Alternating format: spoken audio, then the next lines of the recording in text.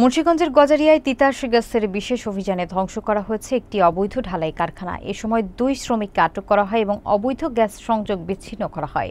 অভিযান পরিচালনা করেন জ্বালানি ও খনিজ সম্পদ মন্ত্রণালয়ের এক্সিকিউটিভ ম্যাজিস্ট্রেট মনিজা খাতুন। সংশ্লিষ্ট কর্মকর্তারা জানিয়েছেন, এ ধরনের অভিযান চলমান থাকবে। বিস্তারিত দেখুন মোহাম্মদ রাসেল সরকারের প্রতিবেদনে।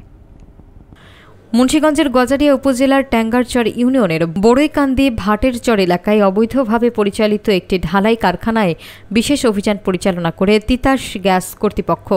রবিবার বিকেল 4টার দিকে জ্বালানি এবং খনিজ সম্পদ মন্ত্রণালয়ের এক্সিকিউটিভ ম্যাজিস্ট্রেট ও সিনিয়র সহকারী সচিব মনিজা খাতুনের নেতৃত্বে অভিযান পরিচালিত হয়। অভিযানকালে দেখা যায়, দিনের বেলাতেই অবৈধ সংযোগের মাধ্যমে গ্যাস ব্যবহার করে ঢালাই কাজ চলছিল।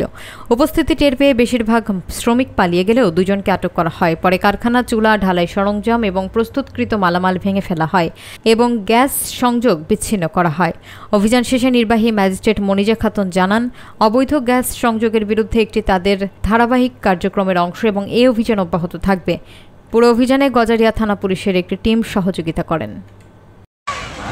হোটেলের অবৈধ সংযোগ বিচ্ছিন্ন করেছি এবং এখানে এসে একটি ঢালাই কারখানা, এটা আপনারা দেখতে পাচ্ছেন, এখানে অবৈধ সংযোগ ছিল, সেটা আমরা বিচ্ছিন্ন করেছি এবং কারখানাটির যে স্থাপনা ছিল, বার্নার ছিল, সেগুলো আমরা অপসারণ করেছি।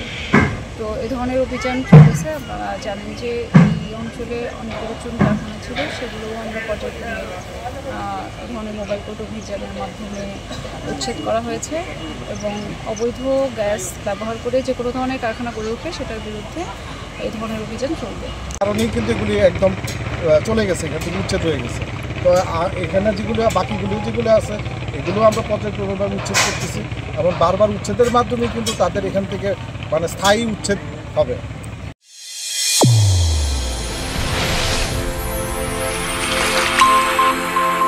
চ্যানেল A1 হৃদয়ের স্পন্দন।